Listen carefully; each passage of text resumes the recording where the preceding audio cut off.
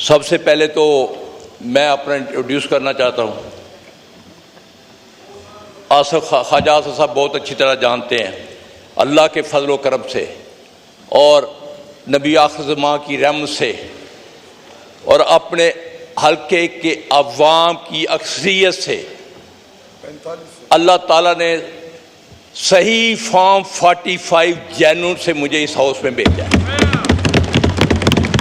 और इसके गवाह ख्वाजा साहब खुद होंगे, पूरी नून लीग होगी।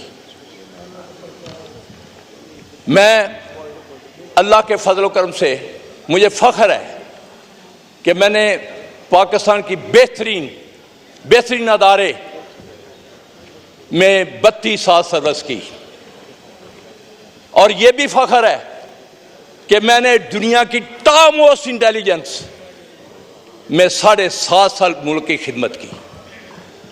और मैं यहाँ शर्म व हया के बाद ये कहूँगा, ख्वाजा साहब या कोई बंदा उठ के कह दे इतने सेंसिटिव अदारों, इतने इंपॉर्टेंट अदारों पे होते हुए जहाँ करोड़ों पे पीछे बात से कि एक पैसे की करप्शन नहीं की। और मुझे फ़ख्र है और मेरा महकमा भी इस चीज़ को मानता है, लेकिन आज मुझे गिला है, मुझे शर्म आ रही है कि अल्लामा इकबाल के शहर में शर्म व हया का फुकदान है। जो रियाना डार के साथ हुआ, जो उसकी फैमिली के साथ हुआ, वो तारीख का एक स्याह बाब बन चुका है। मैं दोबारा रिपीट करता हूं, वो शर्म व हया के साथ सियालकोटी तारीख का स्याह बाब बन चुका हुआ है। उसके बाद हमारे घरों में ख्वाजा से उठकर कह दे अजीम नूरी जैसा शीफ नफ्स सोमो सलात का पाबंद, उसके घर रात के 2-3 बजे पुलिस दाखिल होती है, बच्चियों को बाहर निकाला जाता है और आज तक शर्म व हया के वो एक दफा मजम्मती लफ्ज नहीं कहे। जबकि मैंने ख्वाजा साहब खड़े होकर कह दें कि इनके लिए आवाज उठाई थी कि नहीं। आज मुझे तकलीफ है, मुझे मेरे महकमे ने जिसकी मैंने खिदमत की, मुझे भी 5 दिन अगवा किया गया। मैं ऊपर अल्लाह के नाम लिखे हुए हैं, झूठे पे अल्लाह ने लानत भेजी हुई है। मैं जो बात कहूंगा एक सही बात करूंगा। एक दफा जब हम बरसर इक़्तिदार थे, यही ख्वाजा आसिफ रिश्तेदारी पुराने तलकात का पहाड़ जोड़ते थे। और मुझे सबसे बड़ी तकलीफ यह है कि जिस थाली में खाते हैं उसी में सुराख करते हैं। खुदारा मुझे इस अवाम में मैं इसकी बेतुकीनी देखकर, मुझे कम से कम पहली दफा मैं आया हूं, एक शौक से आया था, क्योंकि मैं इससे पहले स्पीकर, डिप्टी स्पीकर साहब, नैब पिशावर रेस की, 2.5 साल नैब में रहा। KPK के लोग यहां बैठे हुए हैं और बड़े बड़े लोगों को पकड़ा, क्योंकि मेरा ईमान है कि पानी हमेशा ऊपर से नीचे आता है, करप्शन ऊपर से शुरू होती है। मेरे सबसे बड़े पहले 3 चीफ मिनिस्टर, चीफ सेक्रेटरी साहब का, और वहां गाड़ियां चलनी बंद हो गई थी। उसके बाद कि एंटी करप्शन पंजाब को मैंने रीवैम्प किया, जिसकी तारीफ इनके MNA, अभी यहां एक वजीर साहब नहीं बैठे हुए, उन्होंने शहबाज शरीफ को जाकर कहा कि ऐसे बंदों को मत निकालो जो करप्शन के खिलाफ जिहाद कर रहे हैं। हम गुलाम नहीं हैं, हक सच बोलने वाले हैं। ये बजट पे तकरीर मैं करना चाहता हूं, लेकिन मैं आपको बताना चाहता हूं ये बजट स्वाय एक अदादो शुमार का गोरखपन के अलावा कुछ नहीं है। मैं कौन सा फील्ड लूं किसानों के साथ जो हुआ? ख्वाजा साहब ने एक दफा आवाज नहीं उठाई, मैंने इस हाउस पे कहा और आज भी कह रहा हूं, जिन लोगों ने गंदम बाहर से मंगवाई जिसकी क्वालिटी भी खाने के काबिल नहीं थी, क्यों नहीं आज तक उनको यहां खड़ा किया गया, उनके खिलाफ इंक्वायरी नहीं हुई।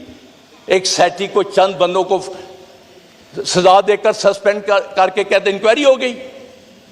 मैं स्पीकर साहब इस हाउस में आईपीपी जो हमारी हड्डियां निचोड़ गया है, जो गरीबों का खून निचोड़ गया है, क्या स्पीकर साहब आपकी तवज्जो 2 मिनट चाहता हूं। डिप्टी स्पीकर साहब,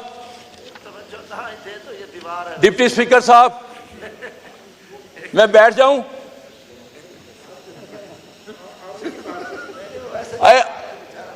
स्पीकर साहब, आईपीपी कौन सा मुल्क है? उनको लाएं चेहरों के यहां वजीर जो एनर्जी है वो आकर बताए कि उसमें कौन कौन से हिस्सेदार हैं। 125 पैसे के पैसे आप दे रहे हैं ख्वाजा साहब, जबकि प्रोड्यूस 48 कर रहे हैं। जब कोई इंक्वायरी होगी तो उनमें 3 फैमिलियां आएंगी जो बरसरकदार हैं। गरीब का खून चूसा जा रहा है। ख्वाजा साहब, मैं कल भी 2 दिन हल्के में था, लोग बद दुआएं दे रहे हैं इस हुकूमत को। हम यहां सिर्फ मुराद लेने के लिए बैठे हैं, उनकी कोई आवाज नहीं उठाता। जो ज़राअत का हाल किया इन्होंने, अभी तक लोगों की जो गंदम है खराब हो रही है। आड़ती से पैसे किसान लेकर अगली फसल बोता है, वो आड़ती उसको 20-21 रुपए से खरीद रहा है कि उसने अपने पैसे अगले मुंजी लगानी है। ये इशू जो बात करने वाली है, ना कि यहां लड़ाई झगड़े और ताने देते हैं।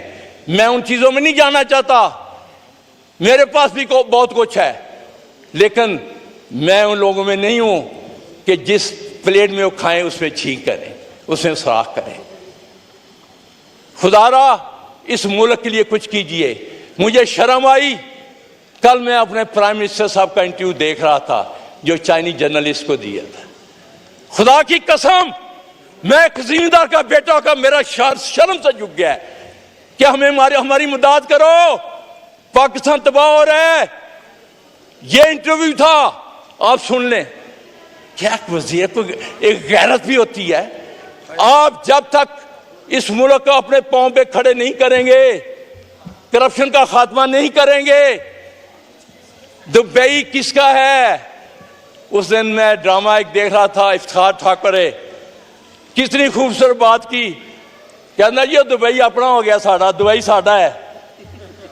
वो चाक लेके गया, यह भी पाकिस्तानी का घर है, यह भी पाकिस्तान के घर है, यह भी पाकिस्तान के घर है।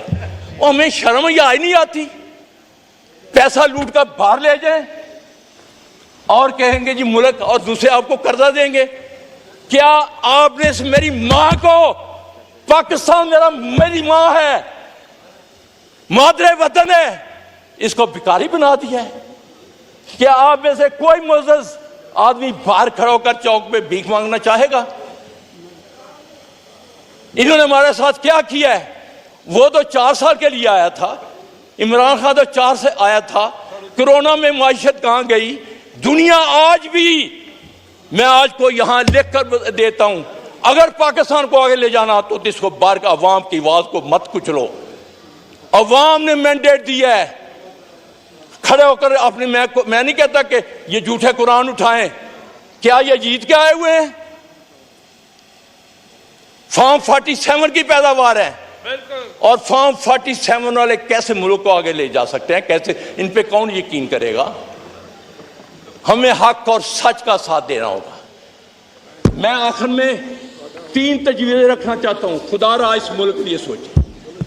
हमारा आज नौजवान तबका क्यों बाहर भाग रहा है? मेरे हल्के के 3 जवान यहां ईरान जाते हैं, वहां अगवा होते हैं, उनके हाथ काटकर रैंसम मांगते हैं 80-80 लाख रुपया। वो बेचारे क्या करें? यहां रोजगार नहीं है, यहां उनके लूट मार करके हमारे लीडर पैसा बाहर ले गए हुए हैं। और कोई शर्म या नहीं है। पाकिस्तान आज भी, मैं यहां इस हाउस में कह रहा हूं, ये लाएं हुक्मरान पैसा बाहर से लाएं, एक कर्जा उतर जाएगा। और स्पीकर साहब, जब तक हम अपना दुश्मन जिसको इंडिया कहते हैं उसके लोग लूट मार कर बाहर पैसा नहीं ले जाते, वो इलेक्शन नहीं लड़ सकते, लिख कर देना पड़ता है। हमारे लीडर फख्र महसूस करते हैं, अपना पैसा लाते नहीं है, भीख मांगते हैं दूसरों से। और कहां तक यार ये मुल्क, कोई बेकारी की भी होती है, कर्ज खा के कोई कर्ज वाला कर्ज लेकर घर चलते हैं। नौजवानों को सर, स्पीकर साहब, मैट्रिक तक कम से कम हुनर, कोई स्पेशलाइजेशन, उसको अच्छे स्पेसिफिक ट्रेनिंग दें, उसको हुनर सिखाएं, कम से कम वो ग्रेजुएशन करके नौकरी के लिए दरबदर ना हो, कोई काम तो करे। हमें स्किल वाले लोग चाहिए। ज़राअत, मैं बचपन से सुन रहा हूं कि ज़री मुल्क है, जहां अल्लाह ने सारे सीजन रखे हुए हैं, बेहतरीन सीरियल है, होता है उस मुल्क में कहता आ सकता है, उस मुल्क में गंदम की छाट, और हमने क्या शर किया, और अभी भी शर्म याद नहीं है। जो 5 अरब रखा है वो पता किसके लिए रखा है? सुन ले, एक गुजारिश है, 1 मिनट, 10 मिनट तय हुआ था, खत्म कर, आपका 11 मिनट से ऊपर हो गया है। वाइंड अप करें। इस मुल्क को तरक्की करनी है तो नौजवान को हुनर सिखाना होगा। आईटी में मैं बजट पढ़ रहा था, एक ऐसी राह जाते 25 अरब रख दिए। ये आईटी का दौर है, हमें आईटी को तरक्की देनी होगी, उस पे लोगों को लाना होगा। और ज़राअत, जब तक आप ज़राअत को तरक्की नहीं देंगे, सही मानों में किसान को मुआवजा नहीं दे, मुल्क तरक्की नहीं कर। आखिर में एक शेर के साथ आपसे जाऊं, खुशियों का एक नगर आबाद होना चाहिए, खुशियों का एक नगर आबाद होना चाहिए, इस निज़ामे ज़र को अब बर्बाद होना चाहिए। गुमान तुमको के रास्ता खो रहे हैं, यकीन मुझे हम मंजिल खो रहे हैं। काट रहा है कि यकीन मुझको के रास्ता खो रहे हैं, काट रहा है, यकीन मुझको के मंजिल खो रहे हैं। और आखिरी एक शेर